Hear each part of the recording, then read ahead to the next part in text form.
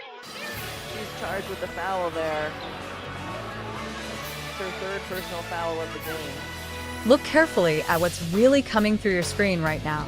There's frustration, there's tension, and there's a clear sense that the veteran establishment is struggling to process what just happened.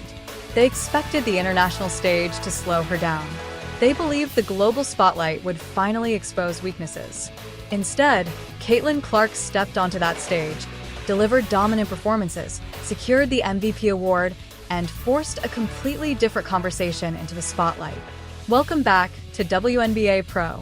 Lock in fully, no distractions, no noise, because what we're about to break down changes how this entire situation is viewed. The narrative being pushed by mainstream sports outlets is carefully controlled.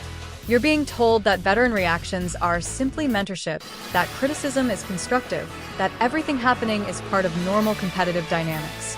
But when you look deeper, the tone and timing tell a different story. This isn't just about feedback or leadership. What we're seeing feels more like a reaction to a major shift in influence. A new player has entered the league and rapidly changed the scale of attention, revenue, and global interest. And that kind of disruption doesn't come quietly. It creates pressure, especially on an established system that operated under very different conditions for years. Now bring the focus back to the court.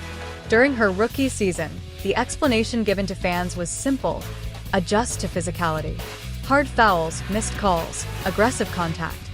These were all framed as part of the process. But then came the international games.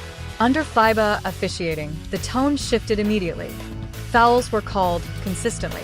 Contact was controlled. The game was managed differently. And the result? Clark thrived. With fewer disruptions, she controlled tempo, created opportunities, and played at a level that earned her MVP recognition. That contrast raised questions, not accusations, but questions about how different environments can influence performance. Naturally, that kind of shift doesn't go unnoticed. And when it happens, reactions follow, on the court, in interviews, and especially in the media. Bang.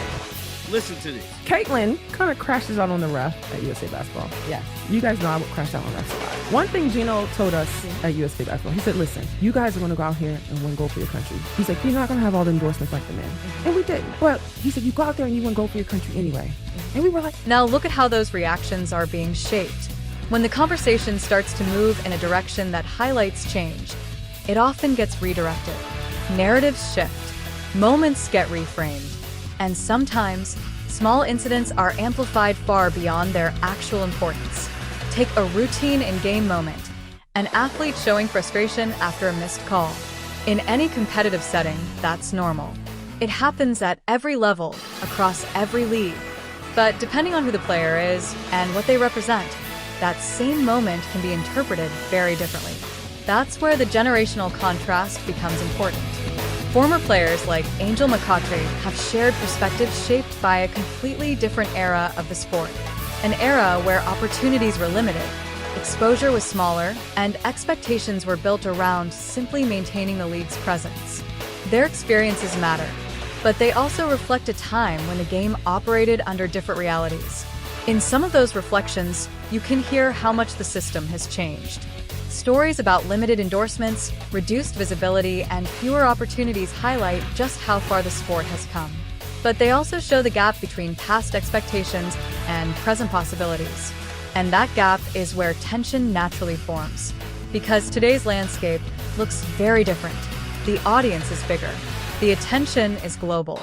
The business side is expanding rapidly. And players entering the league now are stepping into an environment that offers opportunities that didn't exist before. So when reactions feel sharp or overly critical, it's worth considering the bigger picture. This isn't just about one game, one moment, or one comment. It's about a shift in the entire structure of the sport, one that's still unfolding in real time. And as that shift continues, every performance, every interview, and every reaction becomes part of a much larger story.